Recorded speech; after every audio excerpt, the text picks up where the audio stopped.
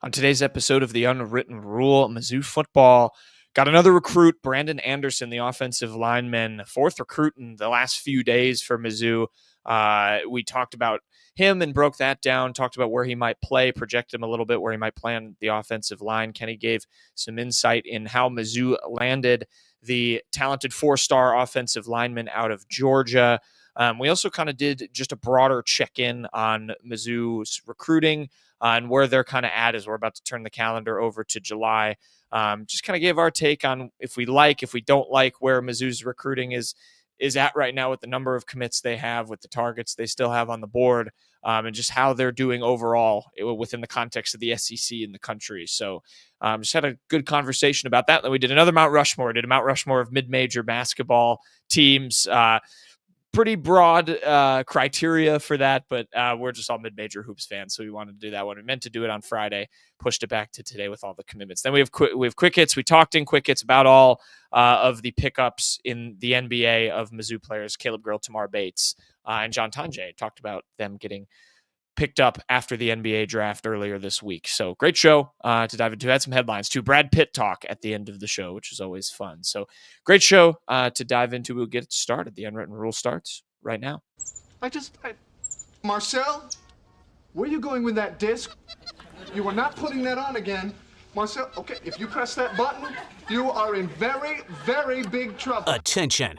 Everybody stop what you're doing. It's time for The Unwritten Rule, a Mizzou sports podcast brought to you by the Believe Network, alongside Payton Haverman and Kenny Van Doren. Here is your host, Jack Knowlton.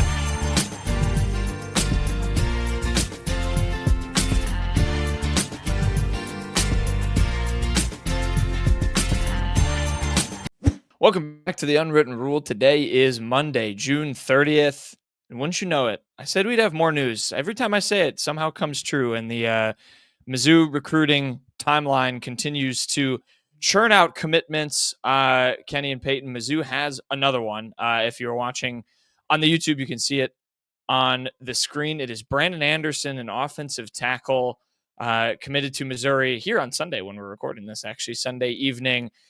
Tennessee, North Carolina, I know are two schools heavily recruited. There's some history there with Tennessee, which I'll let Kenny get into, and kind of the Anderson's whole recruiting timeline is just really interesting overall. Yet another guy, Kenny, who for as on the ball as we know you are, sometimes these commitments can come out of the woodwork a little bit, and another guy who has kind of emerged here, has obviously had Mizzou interest for a long time, but comes out and commits. 4-star offensive tackle. He is out of North Cobb High School in Kennesaw, Georgia.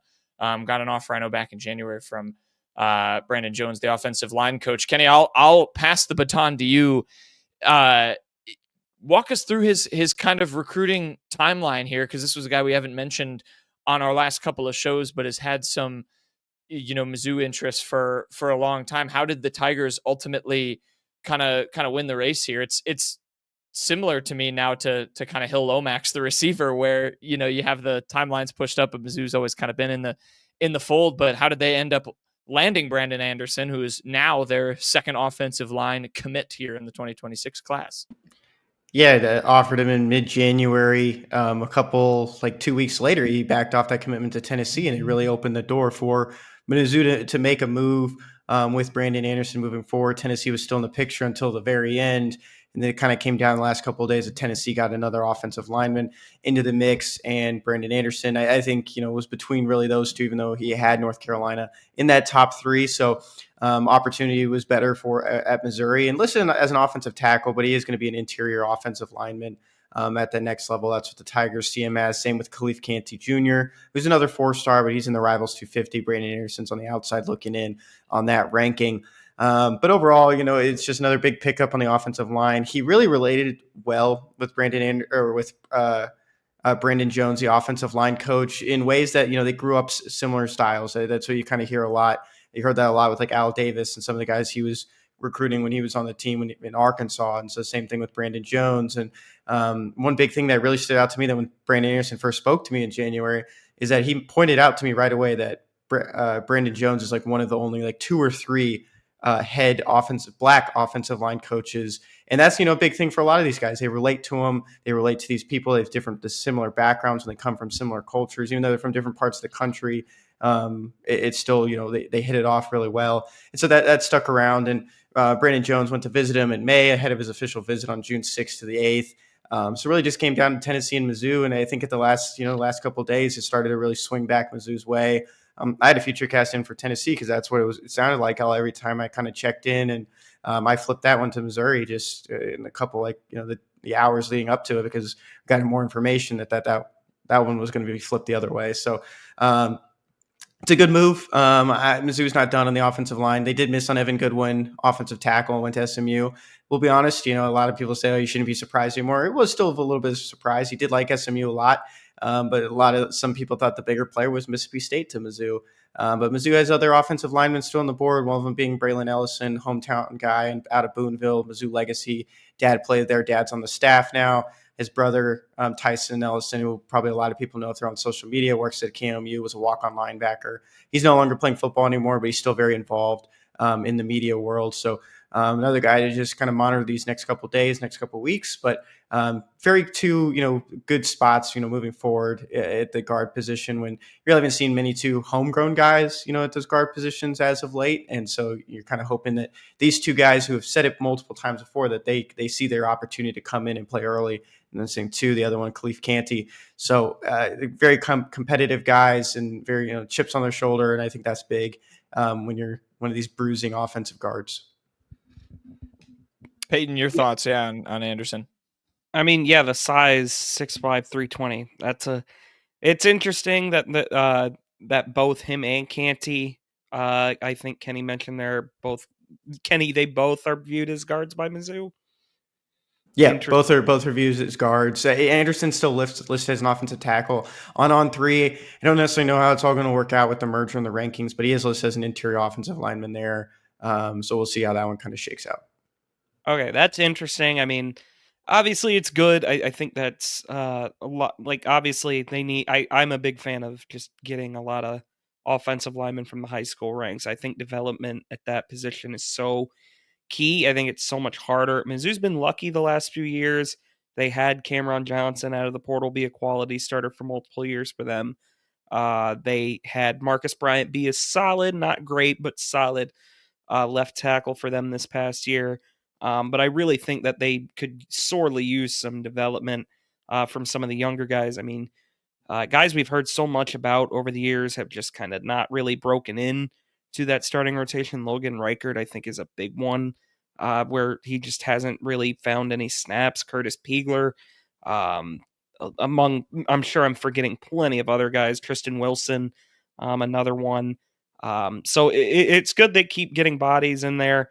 It's some much needed good news after what wound up being a pretty rough week for Mizzou, if I'm not mistaken, Kenny. I know Pettit committed to Wisconsin. Beal went to Oklahoma State. Anthony Kennedy came off the board. He went to Miami.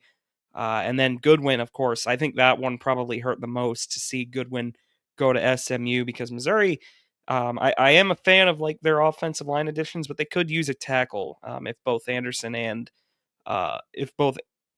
Canty wind up sticking on the interior.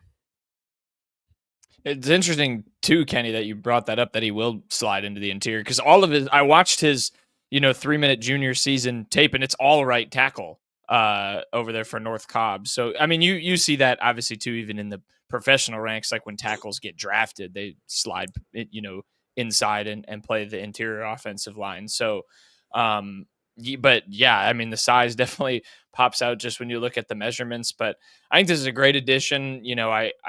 I love hearing about his relationship with Brandon Jones, and that seems really strong to me. And you have to have that level of buy-in, because I think Payton's exactly right.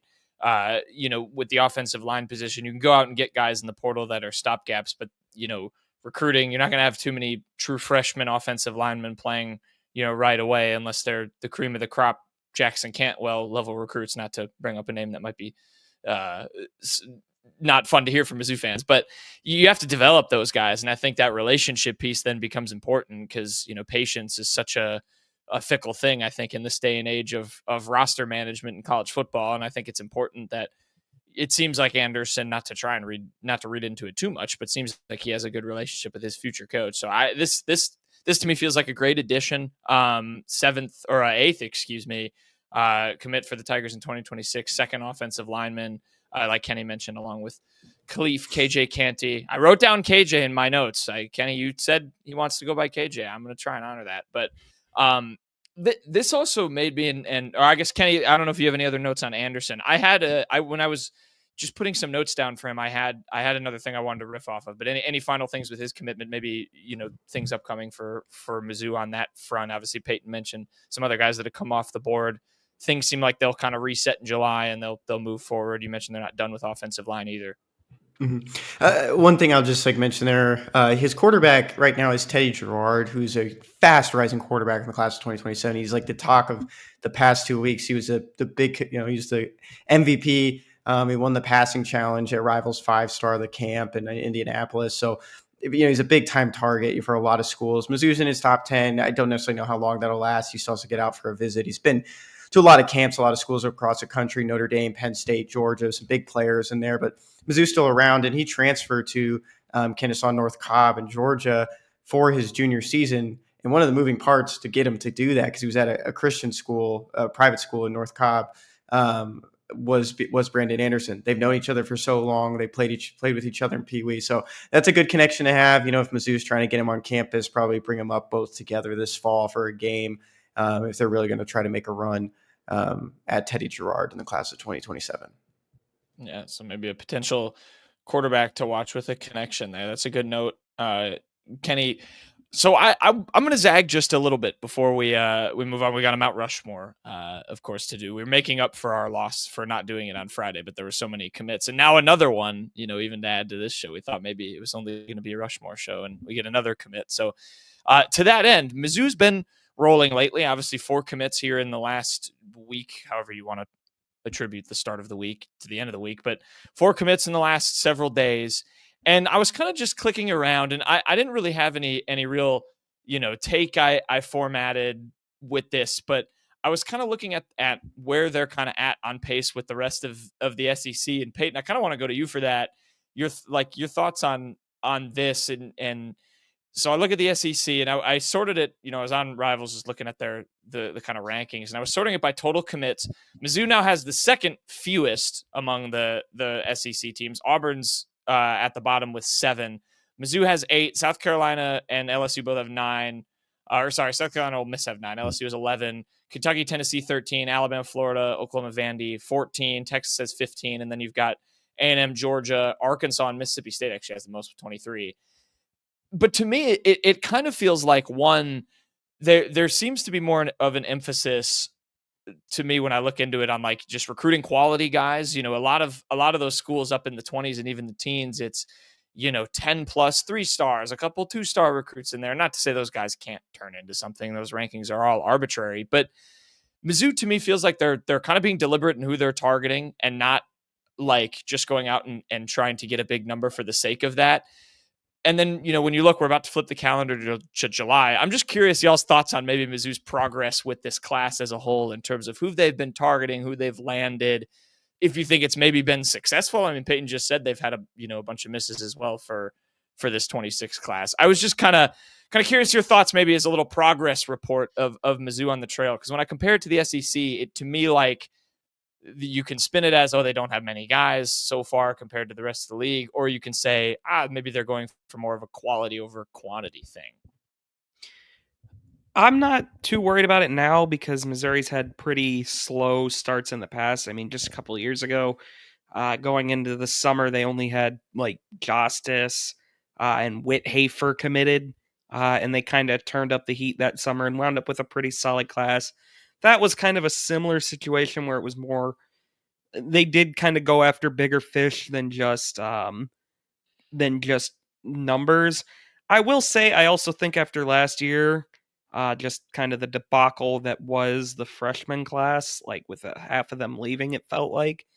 I think it's kind of fair to surmise that maybe they've moved a little more into prioritizing the portal. That said, I'm still not really thrilled with like where they're at the moment. I think they've got it. I again, not really worried about it until we get kind of into the October, November range. And if they're still lagging way behind, then I think you panic a little bit. But I will say, I don't think I'm too impressed right now because, like I mentioned, they've missed on a lot of guys that they very clearly wanted. These aren't just guys. I mean, you can cope around with it and say, oh, they're more portal recruiters than not. High school recruiting still, I think, is the backbone of most successful programs. I think I still view the portal as a good chance to get maybe longer term developmental pieces, but it's more of a hole plugger than anything else. I always have viewed the portal as. I don't think you find long term quality starters a whole lot out of that out of the transfer portal. So for now, I'm not that worried about it, but I will say if I had to give like a grade on the class at the moment, I'd have to give like a C minus or a D plus. There's a couple quality guys in there, and they got their quarterback, which is the most important one. Kenny has said before, Isaac Jensen was a big priority for them, and they got him. I think Jabari Brady is a pretty cool pickup, but I'd like to see a little more. I'd like to see more weeks where you're not missing on 4 guys that you had on OVs in the same month. If that kind of puts my opinion into shape. It's worth noting too, like, it's kind of annoying sometimes to say, like, oh, high school recruiting doesn't matter. It doesn't, none of this matters anymore. And why are they still doing it? That's one of the things that just keeps happening. Why is Mizzou spending money on bringing these kids to campus, treating them very well, taking them out on these visits? I understand, not wanting to throw too much money. They've learned their lesson before, like Payton was saying with the class of 2024, Williams and Neri, Courtney Crutchfield, and go on and on with Lacey as well. So there's a lot of guys out there that they just thought they were going to hit on. They thought it would be big hits moving forward, and really just didn't pan out. One of the biggest things you can take from the transfer portal, if you miss on an offensive tackle, what's the reason you keep going down the list of the other guys that you've offered? The ones that were kind of borderline that you thought maybe they could play in the SEC, maybe play for Missouri. What's the reasoning behind that these days? There isn't. That's where the transfer portal comes in. If you miss on guys, your top priorities, if you miss on the Sam Greers, the Evan Goodwins, why do you go to the next guy if there's going to be someone in the transfer portal that you think you can bank on in a couple months that will be better? It's playing a gamble, it's playing a risk, but it is something that Mizzou's already done well with. So I think they trust themselves. The coaches trust themselves. Drinkwitz trusts his staff to find those best opportunities. And that's applicable to basketball as well. And I think it's even bigger in basketball just with how fewer targets you have at each spot. But I think it really works at the college football ranks too. And I don't necessarily know if there will be another offensive tackle that comes in the fold, because Braylon Ellison, another guy that's listed on offensive tackle on Rivals right now, is being looked at as an interior lineman. So if they land all 3, if they sign all 3 come December, that's 3 interior linemen. That's no tackles. There's no other guys on on these lists right now that are offensive tackles. So that's where my mind kind of goes, that, they missed on Sam Greer. They really probably didn't have a chance with Jackson Cantwell. They missed on Evan Goodwin too, and those are 2 of the big guys that they loved at that offensive tackle spot. And they were looking at some other guys, Pete Iflitis, some other names that kind of popped up here and there.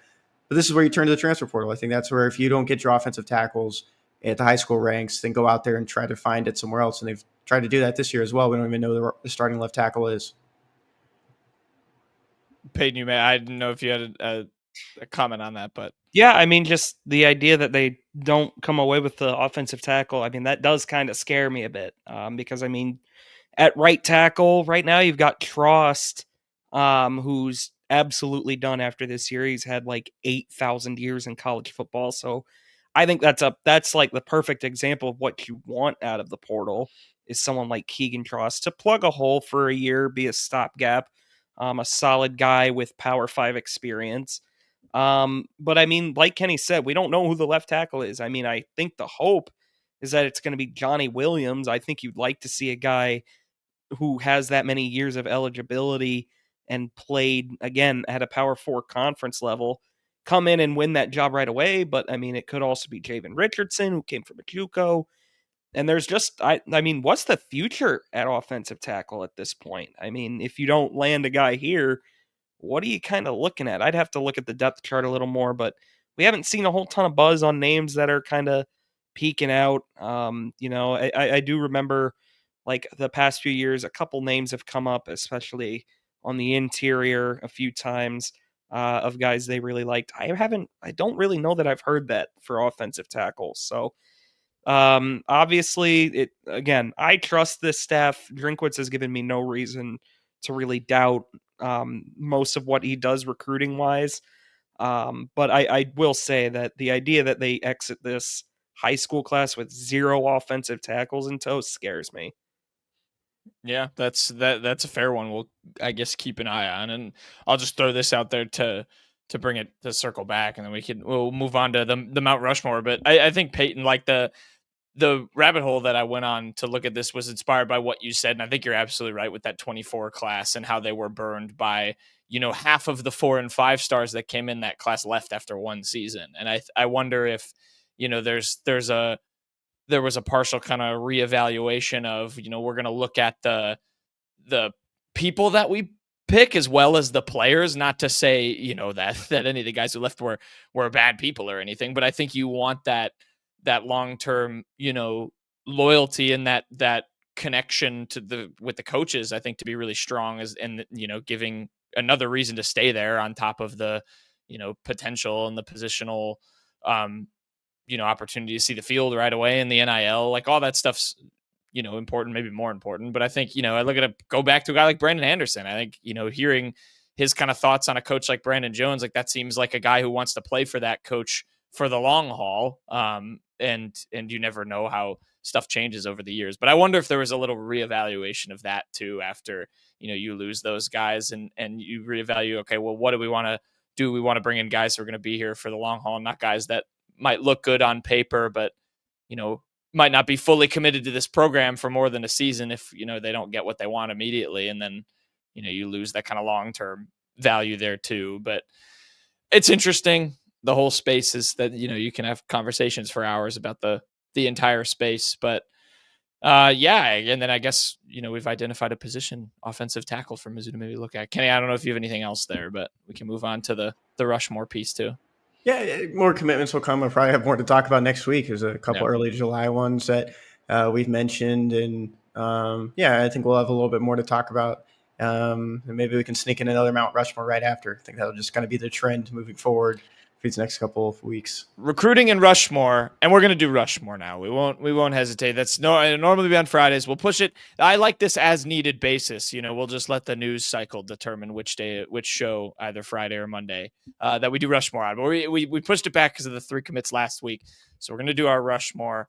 We'll segue to that. We are going to do, and I know Payton in particular is very excited for this one, a Mount Rushmore of mid-major basketball programs. So no rhyme or reason to this. They don't have to be Mizzou opponents. There's no necessary Mizzou connection. We're all college hoops fans.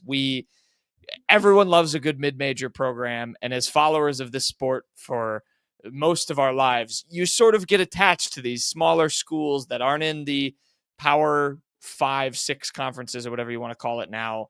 That aren't these big, historically great programs. They're just good mid-major programs. You might like them based off vibes. Maybe they went on a tournament run, whatever.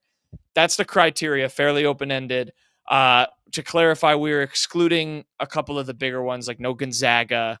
What other ones are there? No Memphis. Memphis is another one. Really, Creighton. Yeah, no. I think the entire mid-major program. The entire Big East is off limits. Yeah, the Big East is off limits. No Big East. What do we think of St. Mary's? No. I think if you're Gonzaga, you got to do St. Mary's. Okay, too. no St. Mary's then. Boise State. I think the Mountain West in basketball, all of them are fair game. Okay, all right. Yeah, I guess we're thinking about basketball. The one that probably has the closest argument to not being allowed because they won that. Which one? UNLV. Oh yeah. So again, yeah, that's a good clarification too, because like Boise State, also if you're doing football, you'd maybe rule them out, but. We're focusing on mid-major hoops programs. That's our Mount Rushmore. So there's criteria. Kenny, the people want the team. Spin the wheel. I changed up the wheel too because the last couple of times it's just been me, Payton, Jack. I think like 3 times in a row. So I changed up the names on the wheel. So hopefully you don't get upset, Jack. It's not going to matter. Okay. It's not going to matter. I am first It's not going again. to matter. It's not going to matter. It's a rigged wheel. This is a rigged wheel. So I have to locate it. I'm going to bring the ping pong ball machine back, I think, for the end of Rushmore. You're good. You don't need to do that. Oh, Jack, you're second. Wow. The worst pick. You changed it and my fortunes All got right. weird. I get the back-to-backs. Dub. Payton, let's see. Oh, look at Payton's that. last. One of the days you should put, I don't know if you can change like how big the pie square is, but one day you should put like a fourth name in there and make it really small and see if it lands on it. Okay. Yeah, I can probably change the percentages. I think you can put a number next to it. There you go. All right. Okay. Kenny's first. First, I'm just going to take this school just because I love this school and there's no other real reason behind it. I think I could probably wait on it, but I'm going to take St. Bonaventure as my first It's a good pick. one. Well, I have Adrian some loves ties her to St. Bonaventure. My mom's uncle played football there. They're kind of on the rise right now, a little bit more known because of Adrian Wojnarowski, former ESPN reporter. And probably have one more tie. Oh, I applied to school at St. Bonaventure. Did you get in? I got a scholarship. No biggie. Humble brag. Former future Bonnie, Kenny Van Doren. Yeah, good A10 pick. I love A10 hoops. That's a good pick. Okay, I'm second. So this is where I have to be tactical because I have a favorite. Well, I have a couple favorite mid-major programs, but I have one that I have no real ties to other than I just fell in love with them randomly as a college basketball fan. I think I can get away with picking later. So I'm going to go with the number 2 team on my big board. And I'm going to I guess I'm going to stick in the A10 with my pick. I'm going to take St. Joseph's, the Hawks. The Hawks. A lot of excellent basketball history there. Shout out Jameer Nelson, product of St. Joseph's.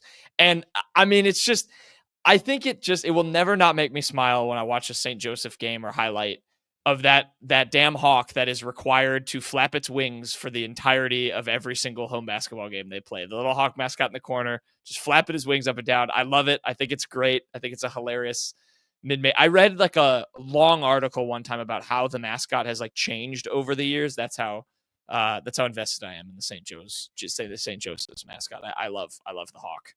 So give me St. Joseph's. That's solid.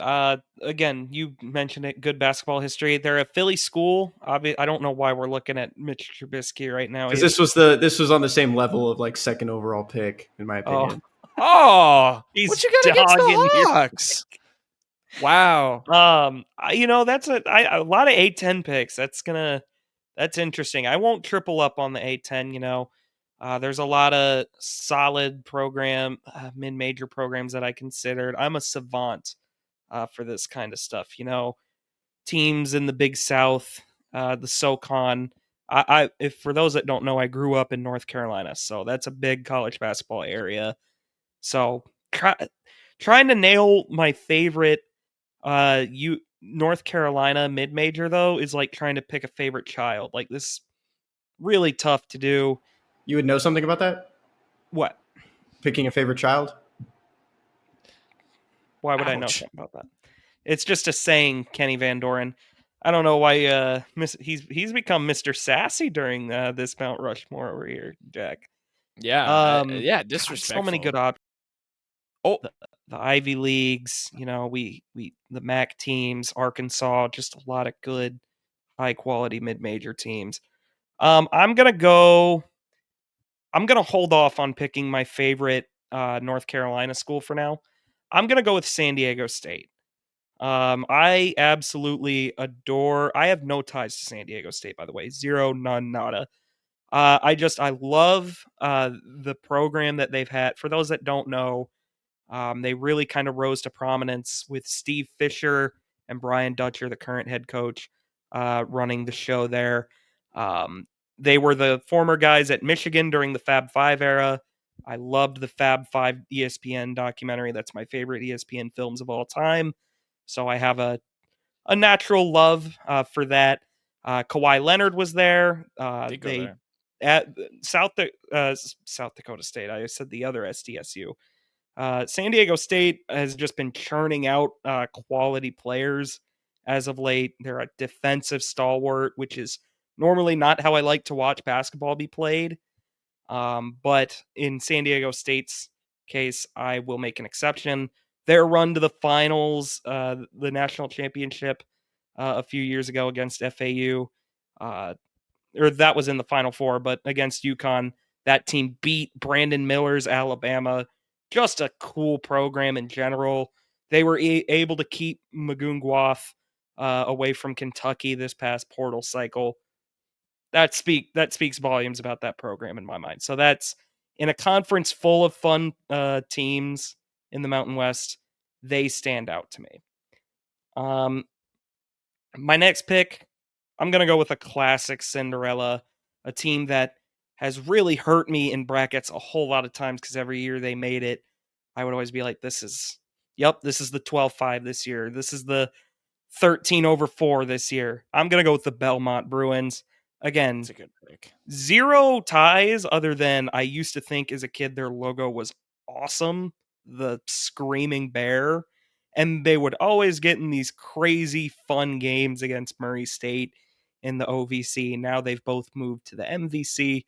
But I'm going to go with the Belmont Bruins. They have hurt me so many times when I picked them as the Cinderella, but I still have love for the team from Nashville. I like it. My second pick, I think I'm going to also base it on a Cinderella run. This one didn't go as long as, say, a San Diego State all the way to the Final Four. But I still like them. I still get excited every time, you get in the thick of March, you watch all these random conference tournaments, and I still think that they're capable of a deep tournament run every single year because they have this one memory just burned in my brain. We're going to go, I'm totally blanking on the conference. I think it's the ASUN. It is the ASUN. I'm going Florida Gulf Coast. I got to pick Florida Gulf Coast. I remember learning that they're as hell. Basically, you pick San Diego State. Yeah. Calm down. Calm down. Oh, the Dunk City. Oh. Yeah, the Dunk City was awesome. Okay, you in 2023. What argument are you making here? I'm picking Florida Gulf Coast. You didn't lag through that entire spiel on my end. I'd maybe respect your point. So continue. No, I'm done. Kenny can go. I don't want to talk anymore. So this is all about money now. I'm trying to save money for my last couple picks. Maybe low ball my second pick on your last pick. Yeah, I might low ball this one. I think this could be fun. I'm going to take Grand Canyon here. I thought about recently. It is a very fun mid-major team. The fan base is crazy. Correct me if I'm wrong. It might be a for-profit school. I don't know, but it's Christian affordable. Yeah, private Christian affordable. I'm going to take Grand Canyon there. It's just more of a recency bias there.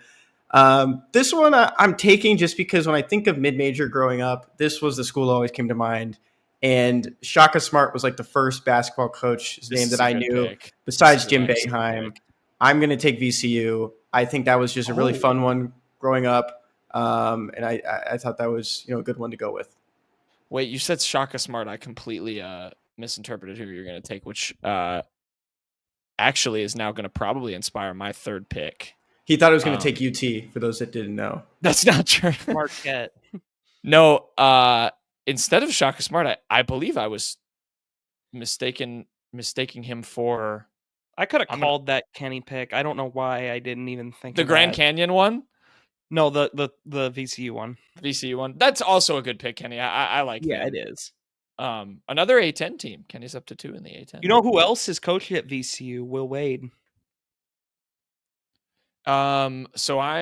Cheater. This is really making me think. I might zag on. I might take a team who's not on my board. I'm gonna go. I actually don't remember who coached them, but I went to a game in their arena. It was actually against Mizzou, and I thought it was really cool. Just kind of an old school Midwest Great Plains team. Also made a big tournament run, and I do enjoy watching them. One of our friends of the program ended up transferring there. I'm going to pick Wichita State. I'm going to go for the Shockers of Wichita State. They have a really cool arena. It's It's like a big dome. It's circular. It's down, so everyone's on top of you. Really fun environment. I went to the game in 2022 when Mizzou went to overtime against them on the road. They had a couch in the arena on the floor for some reason. I don't know why that was there. But went on a Final Four run as well. I like them as a mid-major. I'm gonna pick the Shockers. Not a bad pick. Again, a little basic, but it's okay. It's a basic draft for you, Jack. Again, I don't know how San Diego State isn't basic. Belmont's kind of basic too. You picked the best team in the OVC. Yeah. All right. Anyways, it's my pick. Your time to speak is over. I am going to go ahead and go with every year. Our group of friends that are like big college basketball fans, we always seem to have our eyes glued, and rightfully so, to the SoCon tournament because it produces year in, year out some of the most electric basketball you've ever seen in the conference tournament. Who could ever forget Chattanooga's heave-ho buzzer beater with Lamont Paris at the helm to defeat the Furman Paladins in the conference final? I know I can't. So I'm going to go ahead and pick my favorite team in the SoCon, and it'll double as my pick, my North Carolina program. I'm going to go with UNCG, the UNC Greensboro Spartans. Dang, I guessed it wrong. It was between this and UNC Asheville. I think I gave some consideration to High Point as my North Carolina school, but UNCG always been a very solid program in the SoCon. Excellent conference, just a lot of fun to watch. And my last pick, this is a bit of a wild card. Part of me wants to pick, in my mind, the greatest rivalry in the Dennis Gates era. Should I do it, Kenny? Should I do it? I think. Yeah, I was thinking about it. Go ahead. I'm gonna do it. SIUE is my last pick. My favorite, just non-con. Like I literally, when Mizzou played SIUE in Dennis Gates' first year, I remember being at that game. It was such a trouncing. I couldn't help but like laugh out loud through half of the game because SIUE was so hopelessly outmatched that Dennis Gates went ahead and scheduled them again. Now that rivalry has unfortunately faded. I don't recall for sure. I don't think they're on the schedule this year, which really bums me out. And are they really in my top 4 favorite mid to low majors? No, they're not. But you know what? They just played Houston in the first round last year.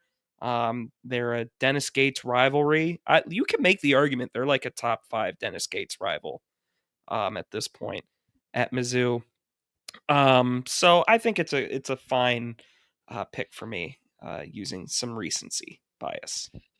I thought about them or SEMO as a potential pick just for the Missouri connection. SEMO feels a little bit more like for football to me. Yeah. Though, but that's a great pick. Honestly, I admire that one. See, neither basic. I'll give it to you. Neither team are basic picks. I'm going to go with a purely personal one here. This was a team that, again, I just remember as a kid watching them go to the MVC championship game and being heartbroken when they lost on a buzzer beater to Northern Iowa and missed out on the NCAA tournament. That's why I always have those. I know Northern Iowa's had some good NCAA tournament moments. I always take those with a little bit of bitterness because I just randomly became a fan of this team. I thought their mascot was really cool. Can we guess it? You definitely know it. Okay. Is it UW Milwaukee? No. I kept them out of this. I had too much personal connection to that one. Okay, keep going, Jack. Yeah, keep telling it. So I loved their mascot. Their mascot has inspired some naming of things of my own. I'm now trying to drop hints of that'll help you guess it. Kenny definitely already knows what it is. Yeah, I already have it. Is it a Missouri Valley? It's a Missouri Valley team. Payton, the final hint is that we actually have a colleague and friend who covered this program that we went to school with. Oh, the Purple Aces, yeah. It is the Purple Aces. I'm picking the University of Evansville. I don't know why. It was just, young Jack thought Purple Aces was just a sick mascot, and I've been an Evansville enjoyer ever since. And screw Northern Iowa for beating them on that buzzer beater. And I think it was 2012 or something, but they are my last pick. They were always going to be in that list for me. Kenny, Finish the draft. I got a lot of ones that I was thinking about. This can just be my honorable mentions throwing it out there too. I thought Drake would be a funny one. I thought that one That's would not funny at all. really upset Payton. That was one I was thinking about. No. Dayton, I thought was a good one. Think like recently, you can think about the Obi Toppins. Dayton's a I good really one. wish we got to see the Obi Toppin Dayton in the Yeah, tournament. the That would've tournament. been awesome. Furman, I think that would be a fun one because Solid. it's more just one game. Abilene Christian was another one that came to mind. I was thinking about Shaka Smart. The A lot of Shaka just Smart scene mid-majors. So much Shaka Smart. yeah, talk. just bouncing around a lot between a lot of these schools in my mind. Yeah, we mentioned Boise State was one that came to mind. Nevada was kind of dancing around there, but I'm kind of surprised this one wasn't taken. But I'm going to take Loyola Chicago. I think that's a good one to just kind of wrap it up. I think it has to be taken just with how well it was doing as a mid-major in the past decade. Sister So Jean's cool. give me Sister Jean. I like it. Honorable mentions. I actually had written down Coastal Carolina, but that's much more for football than basketball is what I'm realizing. So I don't actually really like that one. Montana out in the Big West, they win it every year.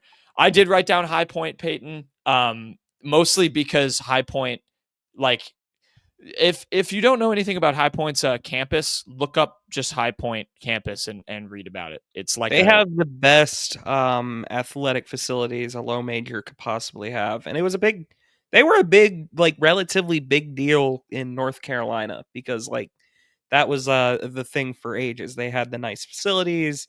They actually hired, I think it was Tubby Smith, who was a big name coach. They were a big deal for a little bit in North Carolina. I also wrote down Grand Canyon. I thought that was funny, Kenny. UNC Wilmington. I always enjoy UNC Wilmington. The Seahawks. I'm a fan of them. Those were my other ones. I'm scrolling through too. I don't know, Payton. I had two more. I had Wofford and Butler. Wofford. I forgot about Wofford. My other two. Nope, not a Wofford guy here. That is not for me. You weren't. I did have one McGee more. Guy? Charleston Southern was my last one on my list. No. That is a forgotten, really terrible game from our time there. I think because most of us didn't go to it. I haven't forgotten it. I went to it. I remember vividly, and I said, "What team am I a fan of now?" The other one I had, Payton, just off of one low-key, just one random game, and I still kind of cheer for them every time they're on the TV. Arkansas Little Rock. I'm kind of an Arkansas Little Rock guy. I think they beat maybe Providence once in the tournament or somebody, and they just played such a fun game. They beat Purdue. They beat Purdue. They went on a Sweet 16 run. Okay, so it's probably that team, and I like them for some reason. I'm a Little Rock enjoyer. Yeah, honorable mentions for me. Every North Carolina mid-major that I didn't pick has a special place in my heart. Elon was another one. I don't know how I didn't pick them, honestly. But Elon, I went to a lot of Elon football games when I was younger. Never went to an Elon basketball game, though. Others I kind of thought about. Nevada was a good shout, Kenny. Nevada's a good one. That would have, if we were doing football, they would have been my Mountain West pick, but I didn't want to do two Mountain West teams. I like New Mexico, too. New Mexico is also fun. Very fun style. Morehead State, got to throw them in there. I don't know how many more I really can truly considered. There was we didn't pick any more. from the MAC. Yeah, I don't really care about the MAC. No Ivy League teams. I didn't know. God, no. I didn't pick a CAA team, but I like that conference. Big South, any of those teams, I could have at least given a passing glance. Oh, I got to give a shout out to Idaho State, Ed Chang State. Shout out Jacksonville in that same vein as well, unraveling the mystery. I've always liked Winthrop's logo. Yeah, Winthrop's solid. They're not on my upper tier of that conference, but Florida Atlantic. I still like Florida Atlantic. Kenny's a big FAU guy. That was one that came to mind when Payton went with San Diego State. I was thinking about it. Ended up not choosing FAU. Yeah. Oh, and shout out Vermont, just a powerhouse in the American East. Yeah, the Catamounts. There you go. There's our picks, best mid majors. Put them in the comments if you have a pick.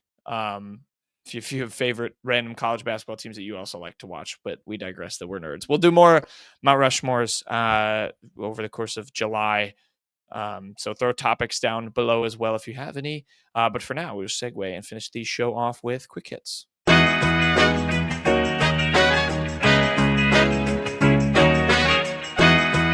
Okay, quick hits time.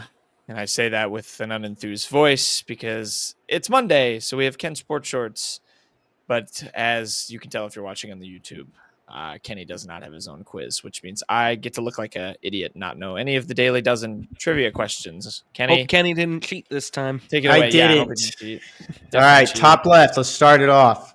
NFL. Since getting drafted in 2018, Frank Ragnow has now been a 4-time Pro Bowl center for this NFC team. He was a 4-time Pro Bowler because he retired. Do you know this, guys? I know it. No. You know it, Kenny? I don't know why I think it's the Niners, but that's not right. Saints? No, that's Max Lions. Or something. Lions, yeah, that's true. That's true. He retired after the draft. College football. As a senior, this Texas Tech quarterback threw for 5,000 yards and 45 touchdowns in 2002 and later became both a college and NFL head coach. Payton, you should know this one really well. I do know this one. Does Jack know it? This isn't Kingsbury, is it? It is. It is. Okay, nice. There is such like the lore of like just that era of like Texas quarterbacks like from around the state is really fun to dive into. Texas Tech has some funny names at QB who have played there all time. After 8 seasons in Tampa, BJ Upton signed a 5-year deal with this National League team. I got a good guess on who it is, Peyton. Is it not Atlanta? I think it's Atlanta. Yeah. I always get a little confused. Okay, no. It was San Diego is the only one that was kind of creeping. Yeah, that's why I was like, but that was Justin Upton, I think. Yeah. Geography. What is the state capital of Rhode Island? Do you two know it? I know it. It's not Providence, is it? It's not Providence, no. I'm long removed from these games. Hey, can you give me the first letter? W. Oh, is it like Wilmington or Wellington or something? What's the second letter? A. I don't know. Warwick. Warwick, damn. Some old English name. Nope. Marquez Warwick. Yep, Warwick. Oh! Wow! Oh my god, I thought for sure it was wow. Yeah, I was like, I don't remember Warwick on the test. Disaster on the test. I don't know who this is. Oh, the smile looks familiar. Yeah, it does look familiar. I'm not gonna get there. Ryan Reynolds back there? It could be. Kind of gray hair for Ryan Reynolds. Ryan Reynolds is old. That guy looks older than Ryan Reynolds. Yeah. I don't know. Well, oh my god. She's in a. Is it what's her face from Friends? Phoebe from Friends. Oh, it is Phoebe. Yeah. You're right. That's what it looks familiar. I don't know who plays Phoebe, but that's her smile. Who plays Phoebe? We can come back to it. Can I Google that, or is that cheating? I know the character. I think you go for it so we can just get the double dip because Peyton got Rhode Island wrong. While very different in form, Winto-Green mints and gummies are both variants of this what candy brand? You guys know it? Winto-Green mints and gummies. Oh, it's wait a minute. Wait, that's crazy. I've got some right here. Lifesavers, no free ads. Television from 2009 to 2011, this Spike TV show used to do simulation battles that includes Vikings versus Samurais, KGB versus CIA, and vampires versus zombies. Absolutely no idea. Yeah, I know. Definitely seen clips from this, but I don't know the name of the show. Absolutely no idea. Let's just say it's Mythbusters. Friends. Total drama. Sure. Movies. After Shaun of the Dead, Simon Pegg and Nick Frost starred in the 2007 buddy cop action comedy. I actually know this. Do you know it? No. Go for it, Peyton. Hot Fuzz. Yeah, that's right. Yeah. I need to see. I've never seen that movie. I need to watch it. Music. You can try to resist, try to hide from my kiss, but you know are lyrics from this 2000 Leanne Rimes Go song. crazy, Kenny. I don't know who Leanne I don't Rimes know. I don't is. know the song. Really? Dang, you're the music guy. Yeah, I don't know the song. I don't know. All right, did you look up who plays Phoebe? Yes, it is Lisa Kudrow. That is true. Oh my gosh, yeah, you're right. Yeah, no, I just couldn't get there. I've never actually seen Friends, so I'm surprised I knew who that was. We got to do it on Rhode Island, surely. All right. I think it's probably just Providence if it's not Warwick. That's stupid. Yep, it was. Oh, all right, celebrity damn. mashup was Seth Meyers. Okay, yeah, that makes sense. Oh, a little bit older than Ryan see Reynolds. it now. I see it now. Hey. That one. Deadliest Warrior. Okay, I've heard of that. Yeah. Nope. Music. Can't Fight to the Moonlight was this. I don't know that I've heard that song ever. That culture. Can we play it on the show? No, we cannot. We have Tigers in the Wild. This is going to be very themed. Enjoy the NBA draft. Yeah, I want to get it out there too. We on the Unwritten Rule in our scheduling are very annoyed that the NBA did not consider us and we could not talk about this on the Friday show because the draft decided to be 2 days all of a sudden. It didn't matter anyway because no one got drafted for Mizzou, but we did have free agency. We did have post-draft pickups for a couple of Mizzou players. Those will be our Tiger in the Wild. Spoiler alert. Kenny, go ahead. Who's your Tiger in the Wild? I feel bad for stealing this one because I didn't even think that of the guy that Payton took. I should have just taken that from him. But Caleb Grill is joining Payton Chicago Bulls. Announced really quickly after the draft. He thanked the Antlers in his press conference. That rules. I know Payton's not too happy about that. But he is a Bull, Payton, and I want to know. Yeah, out there, Antlers, I want you to know Payton hates you. I didn't say it. Payton said it. At all. Come after him if you see him in the stands. Give him your words. I make think the the signs about Antlers him. are fine, man. Payton, how do you feel about this? Yeah, your Bulls. I guess I'll watch the summer league for like the third time in my life, maybe. Wow, you live a sad life. The summer league doesn't do anything for me, man. I'll like this kind of doesn't. I'm conflicted because the ending with Caleb Grill was not good at all. The team lost a lot and he didn't make a lot. But at his peak, I've never really seen someone kind of just go on a tear for one of my teams like that outside of like 2015 Jake Arrieta. That's basically what Caleb Grill was up until the Mississippi State game. After that, it was a little bit tough to watch, but I'm hopeful for Caleb Grill, obviously. Give me a reason to watch the Bulls again. If you follow Payton on Twitter, you've already heard him say all this stuff. Like, I remember reading all these tweets from after he signed. Like, you had a good run of the exact same thoughts that were coming out. Recycling. That's when I get my thoughts out there, they don't change. You can't tell people that because if people like the thoughts, then they're just going to go follow Payton on Twitter and they won't watch the show. That's not true. This is exciting. The Bulls, by the way, I did write all these down, Payton, if you want to add them to your calendar. They play the Raptors July 11th, the Kings July 12th, the Pacers on July 14th, and the Bucks on July 16th in the Summer League. Yeah, we'll see how much of that I watch. You should watch all of it. It's great. Yeah. Kenny, your Tiger in the Wild. I'm excited for Caleb Grill, by the way. He's also going to play a ton of the G League, but I think you're a little confused. Or Payton, your Tiger in the Wild. That's why I'm confused because it is Payton's team and Kenny took the Tiger. And to be honest, you should have taken John Tonje, Jack. No, not necessarily. Yes, my Tiger in the Wild. I got comments. Is going to be another noted member of that 2023 Mizzou transfer class. It's gonna be John Tonje, who actually was the highest drafted player with a Mizzou connection this past year.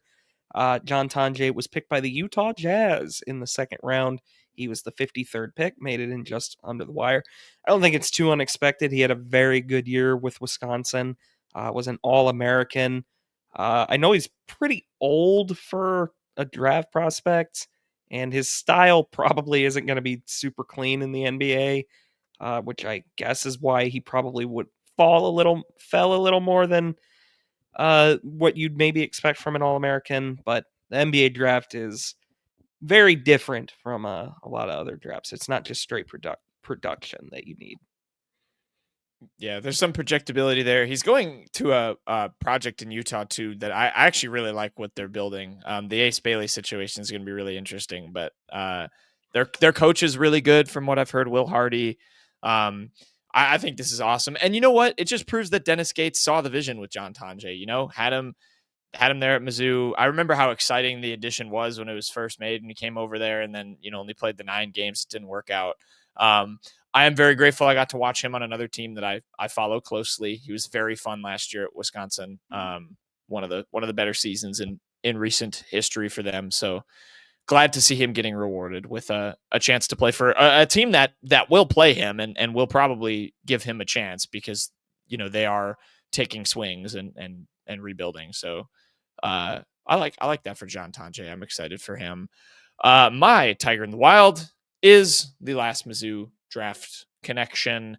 It's Tamar Bates, the guy who we thought would maybe get picked. I was pretty bummed to see that no team took a swing on him in the second round. I think the final mocks I saw had someone picking him to Kenny's Rockets with the 59th pick. I saw him to the Suns at 53 in a couple. He didn't end up going, but like Caleb Grill was signed very quickly on a 2-way by the Nuggets, which is really funny. And frankly, if I could have put a bet on where Tamar would go, I would have probably put it on the Nuggets. This is a team that's owned by Josh Kroenke, a Mizzou grad who may or may not have brought up a Jokic trade in a recent press conference, but don't look that up. They have Michael Porter Jr., who Kroenke has literally said he doesn't want to trade because he went to Mizzou and is from Missouri, which is whatever. But this is cool for Tamar. Did he actually say that? Yes, he did. That was like a reason that he didn't want to let Michael Porter Jr. go in a trade. But this is really cool for Tamar. I mean, obviously, the Nuggets have the most successful second round pick ever. They've given chances to some 2-way guys before. I was reading some Nuggets outlets talk about him. They had 300 total minutes combined for their 2-way guys last year. And they do plan on bringing a couple of them back. PJ Hall was one of them, Payton. That's if you remember him from Clemson. And so I think he will get, a real chance at least to kind of contend in the G League. And he's part of obviously an interesting organization. They have a new coach and a new GM, but I like this kind of fit for Tamar with the Nuggets, and you'll see him in Summer League too with Caleb Grill. And actually, guys, on July 17th, the Nuggets in the Summer League play the Clippers. So you might get some Tamar Bates and Kobe Brown on the same floor out there in Vegas for the Summer League. They also play the Raptors, Timberwolves, and Bucks over there in Vegas. And so I would definitely, I know the Summer League is what it is. I'm going to tune in. I'm a nerd. I realize that. I would recommend people watch those games when those Mizzou guys play. They're going to feature heavily. That might be the most you see them if you don't want to watch the G League. So I'm excited for Caleb and Tamar and John Tanjay, but I don't know if you guys have any other thoughts. No, good for Tamar. At times he was, I thought, Missouri's best player last year. Felt like at times he was streaky. At times, I think everyone on the team kind of was, but definitely happy for Tamar. He won me over. Very emotional player, and it kind of it made me a fan of his. It made me want to see him succeed because he's fiery out there. So definitely rooting for him. Yeah, I'm very excited. I'm excited for all these guys. I hope they can stick, and they have the traits to do it. I think both Tamar and Caleb definitely do. And Tamar, I know for sure we talked about it, has the right head on his shoulders too. I think he'll be successful. Headlines to finish off the show. Kenny, your headline. OT7 finals, Garcia's takeaways from Saturday's action. OT7 is going on right now. It's a 7-on-7 tournament, more of the elite teams across the country. Mizzou has a couple guys playing in it. Jabari Brady, wide receiver, really haven't heard too much about him right now. It's going on, but more of the talk of the town on the Rivals network is Gavin Sidwar, Mizzou's quarterback commit. Kind of been dotting up a lot of his wide receivers, and he was number 10 in day 1 on Friday, and after day 2 on Saturday, he came in at number 2 in the top 10 performers.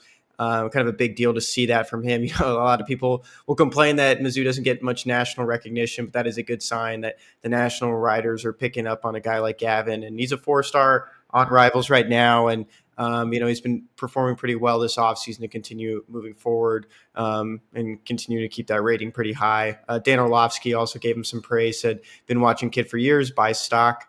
He got posted on the NFL Plus account, so pretty good weekend for Gavin Sidwar before he goes on vacation and takes some time off.